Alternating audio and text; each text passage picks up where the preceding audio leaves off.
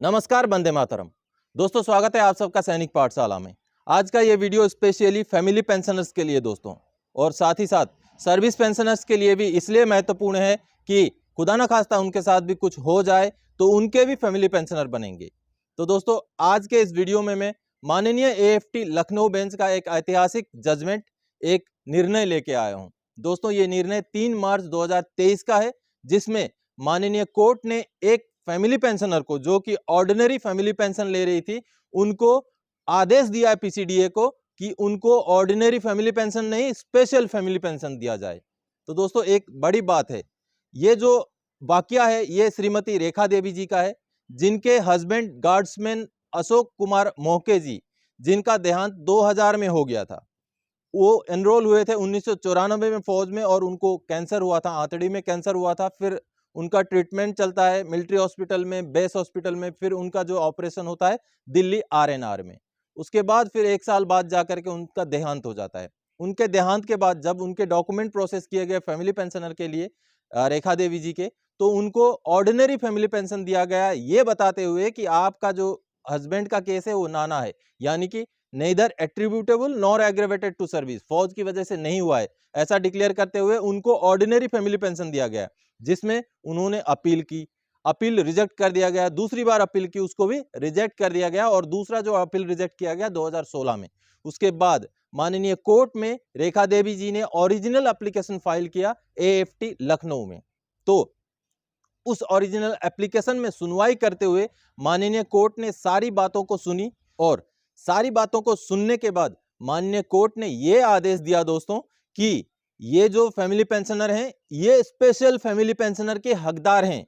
इनको आप ये नहीं बोल सकते कि इनके हस्बैंड का जो है डेथ नाना केस में हुआ था, क्योंकि आपने कहीं ये एंडोर्स नहीं किया था। जब वो भर्ती हुए थे तो वो शेप 1 थे, वो बिल्कुल फिट फॉर भर्ती हुए थे, और अगर फौज में रहते हुए वो बीमार पड़े, उनको जो है उनका देहांत हो गया, तो फौज की वजह से ही है, ऐसा डिक्लेयर करते हुए माननीय कोर्ट ने जो है पीसीडीए को आदेश सुनाया कि 4 महीने के अंदर अंदर इनका जो है पीपीओ निकाला जाए, उनको स्पेशल फैमिली पेंशन ग्रांट किया जाए। और जब उन्होंने ये ओरिजिनल एप्लीकेशन माननीय कोर्ट में फाइल किया, उस डेट से पीछे 3 साल तक का जो है एरियर उनको पेमेंट किया जाए, और 4 महीने के अंदर अगर नहीं करते हैं पेमेंट तो 8% के हिसाब से आपको इंटरेस्ट भी देना पड़ेगा, जो कि एक बहुत बड़ा जो है एक जजमेंट है दोस्तों, अगर हम जानकारी रखेंगे कि आपको क्या ऑथराइज है, आपको क्या लागू है, आप क्या फायदा ले सकते हैं, तभी जाकर के आप उस फायदे को लेने के लिए आगे बढ़ सकते हैं, और उस फायदे को कहीं ना कहीं आपके हक को आप ले सकते हैं।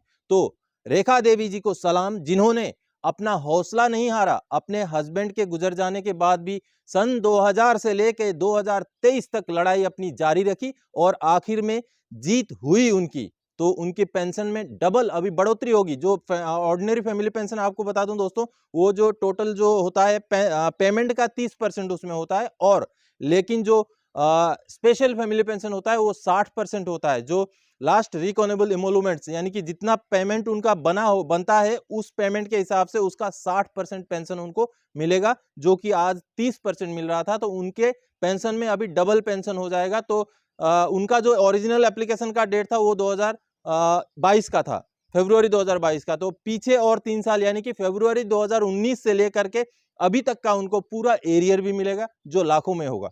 तो दोस्तों, माननीय लखनऊ बेंच का जो ऑर्डर है, जो जजमेंट का कॉपी है, उसको पहले देख लेते हैं। चलिए दोस्तों, माननीय एएफटी लखनऊ बेंच का ये जो आदेश का कॉपी है, जो आप देख पा रहे हैं, armed forces tribunal regional bench Lucknow, जो कि ओरिजिनल एप्लीकेशन नंबर 174 2022 का, और 3 मार्च 2023 का ये जो आदेश है दोस्तों। देखिए दोस्तों, Shrimati Rekha Devi, wife of number late guardsman Ashok Kumar Mahke ji, जो कि बुलंदशहर यूपी के रहने वाले थे।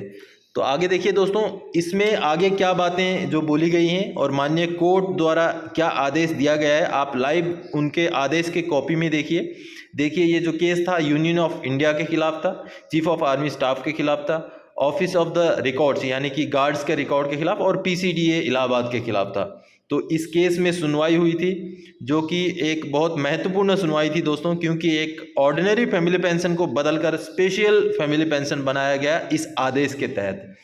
तो ये जो पैराग्राफ नंबर 3 आप देख पा रहे हैं, यहाँ पर कुछ बातें लिखी गई हैं, जैसे कि कब वो भर्ती हुए थे, उसके बाद उनको जब बीमारी शुरू हुई तो पहले कौन से एमएच ले जाया गया, उसके बाद फिर आगे फिर कमांड हॉस्पिटल, उसके बाद फिर जो रिपोर्ट अपना RNR दिल्ली में ले जाया गया। ये सारी बातें इसमें लिखी हुई है। आप वीडियो को पॉज करके भी ये बाकी के जो बातें हैं वो पढ़ सकते हैं। पूरा प्रोसीडिंग्स जो जो कोर्ट में चली थी, जो जो दलीलें दी गई थी, उनके बारे में यहाँ पर मेंशन है। और साथ ही साथ कुछ पुराने केसेस का भी हवाला माननीय कोर्ट ने दिया है कि पुराने ऐसे केस में भी इस तरीके की बात हुई थी। तो ऐसे हवाला देते हुए माननीय कोर्ट ने पूरी बातों को सुना, पूरी दलीलों को सुना। दलीलों को सुनने के बाद आगे जो जजमेंट दिया है, जो महत्वपूर्ण टिप्पणियां की हैं, वो मैं आपको सुनाता हूं दोस्तों। आगे देखिए, अब ये जो पैराग्राफ नंबर 20 है, इसमें देखिए दोस्तों बहुत महत्वपूर्ण बातें हैं, जिसमें एक दिल्ली हाई कोर्ट का एक जो है जजमेंट का हवाला दिया है। और उस जजमेंट के हवाले से जो इम्पोर्टेंट बात यहाँ बताई गई है दोस्तों, जो बहुत महत्वपूर्ण है। अब ये देखिए, there is no medical opinion as to when actually the cancer started developing in the body and when it was detected and spread. यानी कि ऐसा कोई एविडेंस, ऐसा कोई साक्ष्य नहीं है जिससे ये पता चले कि कब शुरू हुआ था और कब फैला था। यानी कि आपको सर्विस के दौरान ही हुआ मानना पड़ेगा। इस बात का इशारा इस लाइन में मिलता है दोस्तों। आगे देखिए, अब paragraph number 21, in view of the above the original application is allowed and see, यानी कि NOK is entitled to special family pension. यानी कि यहां से इस लाइन में ये बता दिया गया कि स्पेशल फैमिली पेंशन उनको एंटाइटल है। The respondents are directed to calculate and grant special family pension to applicant from 3 years preceding the date of filing the present original application which was filed on 7 फरवरी 2022। यानी कि इस date से पीछे 3 साल तक का पूरा कैलकुलेशन कीजिए और पूरा एरियर जो है स्पेशल फैमिली पेंशन के हिसाब से पेमेंट कीजिए। आगे जो पैराग्राफ नंबर 23 है, the respondents are further directed to pay the aforesaid amount within a period of 4 months from today. Default will invite interest 8% per annum. यानी कि 4 महीने के अंदर पेमेंट कीजिए। अगर नहीं मानते इस आदेश को तो 8% का जो है आपको इंटरेस्ट भी पेमेंट करना पड़ेगा, जो कि बड़ा जजमेंट है। Major general Sanjay Singh member A हैं उस कोर्ट के, और justice Anil Kumar member J हैं उस कोर्ट के, जो कि 3 मार्च 2023 का आदेश है और बहुत बड़ा आदेश है दोस्तों। तो दोस्तों, आप सब ने अभी देखा कि माननीय कोर्ट ने बिल्कुल क्लियर लहजों में, बिल्कुल साफ साफ ये बता दिया कि इन फैमिली पेंशनर को आपको जो है स्पेशल फैमिली पेंशन देना पड़ेगा, ना कि ऑर्डिनरी फैमिली पेंशन, जो कि कहीं ना कहीं आईना है PCDA के लिए भी। क्योंकि ऐसे अमूमन बहुत सारे केस होंगे जो माननीय कोर्ट में ना जाने की वजह से, लड़ाई ना लड़ने की वजह से अभी भी अपना जो जायज हक है वो नहीं मिल पा रहा होगा उनको, तो उनको जागना पड़ेगा। एक्चुअली मैं जब माननीय कोर्टों के आदेश के बेस पे जब वीडियो बनाता हूं तो मेरा उद्देश्य यही रहता है कि आप सब तक जानकारी पहुंचाऊं कि ऐसा भी हो सकता है, और अगर आपके साथ अन्याय हुआ है तो माननीय कोर्ट बैठे हुए हैं आपको हमें न्याय दिलाने के लिए। तो दोस्तों, आपको भी जागरूक रहना है और आपके हक को लेने के लिए लड़ाई करनी पड़ेगी अगर जरूरत पड़े तो दोस्तों, ये जो कोर्ट का जजमेंट है उसका मैं लिंक डिस्क्रिप्शन बॉक्स में डाल दूंगा, जिसको आप क्लिक करके डाउनलोड करके पूरा जजमेंट जो है पढ़ सकते हैं। और आपका या आपके जानकार किसी के साथ ऐसा आपको लगता है कि हुआ होगा तो आप उनको ये जजमेंट का कॉपी जो है रेफरेंस के लिए दे सकते हैं, जो कि बहुत बड़ा जजमेंट है दोस्तों।